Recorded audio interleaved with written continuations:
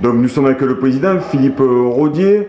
Une bonne nouvelle il y a quelques jours avec l'officialisation de cette montée à N3. Alors explique-nous comment vous avez appris cette bonne nouvelle. Ça fait déjà quelques semaines qu'on est un petit peu au courant des difficultés de terrain pour pouvoir accéder à National 3. Là-dessus, donc aux plénières, donc avec Yves, on est aux plénières, donc la réunion préparatrice à l'AG de la Ligue qui a lieu à la fin du mois.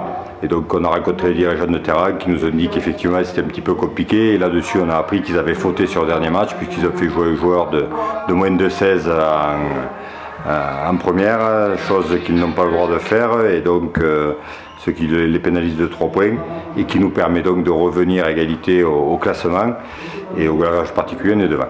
Donc voilà. Ça nous permet d'accéder.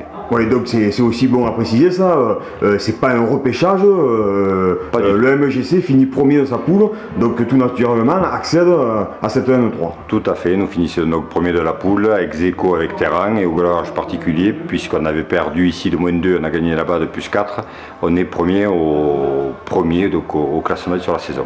Alors on s'était vu il y a quelques mois, lors de ce match de gala entre Montpellier et Saint-Raphaël, vous l'aviez dit clairement, l'objectif c'était cette montée, donc objectif atteint, on imagine toute la satisfaction du club.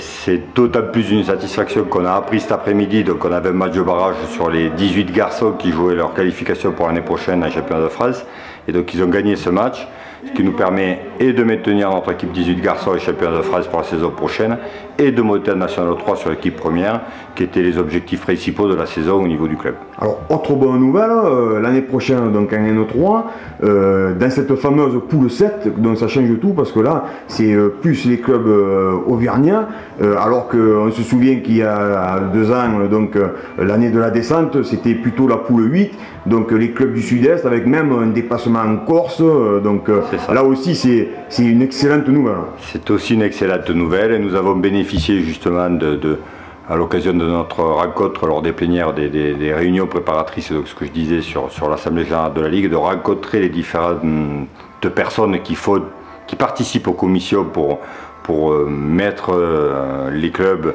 en poule 7, poule 8, etc. Et donc ça nous a permis de rencontrer les personnes et de leur faire prendre conscience un petit peu de nos difficultés humaines, mais surtout financières, de pouvoir d'accéder à National 3 sur une poule 8. Donc ils ont pris en compte tous nos problèmes logistiques et financiers et ont accédé à notre requête de nous basculer pour le 7, effectivement. Donc ça aussi c'est une très bonne nouvelle pour la saison prochaine. Bon, alors on sait que la National 3, il y a quand même un écart de niveau, il n'y a qu'une division, mais on peut dire quand même au niveau du jeu, ça change pas mal de l'adversité.